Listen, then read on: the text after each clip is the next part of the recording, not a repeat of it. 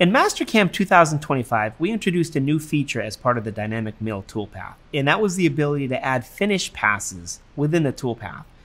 We created a What's New video that goes over the basics of that functionality, and I'd like to explore this toolpath a little more.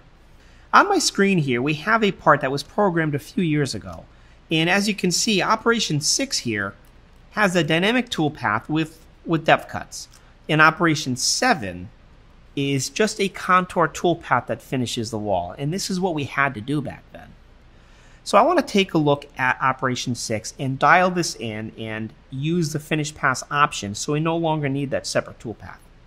So the first thing I'm going to do in Operation 6 is I'm going to turn off or set the stock to leave to 0, because this is going to be part of our roughing toolpath and our finishing toolpath. So we're not going to leave anything on the wall, and we're going to turn depth cuts off and click OK.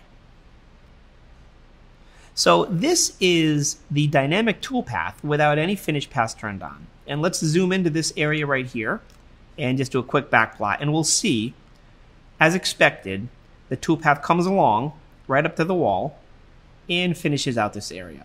Now I want to point out, because we're going to look at this in a little bit, I want to point out that these curves here, they're essentially a toolpath radius, and we have an option in the dynamic mill toolpath to change that radius, which is very useful when you're getting into tight corners. So we'll look at that in a minute.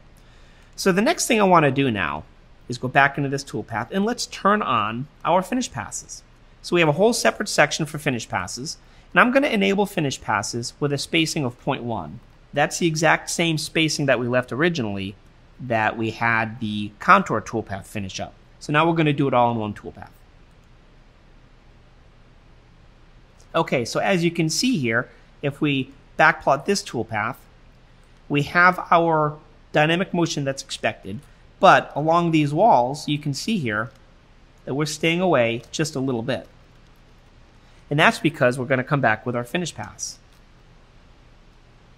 So if I go to the end of the model here, and let's just click on this area right here to set the toolpath to that motion. As I step through this, and let's turn on interpolate.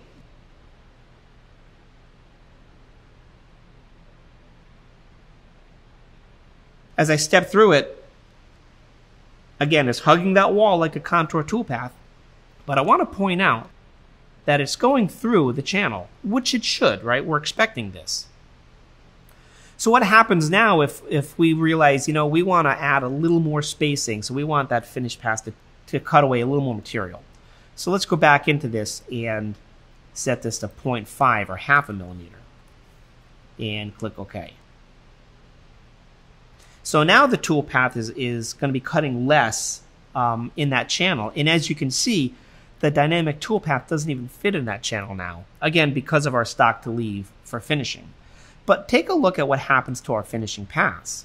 So the roughing comes through with a dynamic mill toolpath as expected. It can't fit in there, but the finish pass follows that.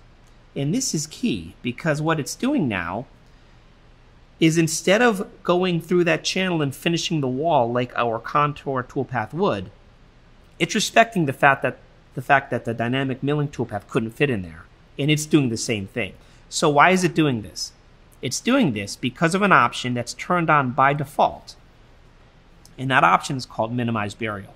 This makes it so our toolpath is in a safe cutting condition as it's roughing and finishing. If I turn this off and click OK,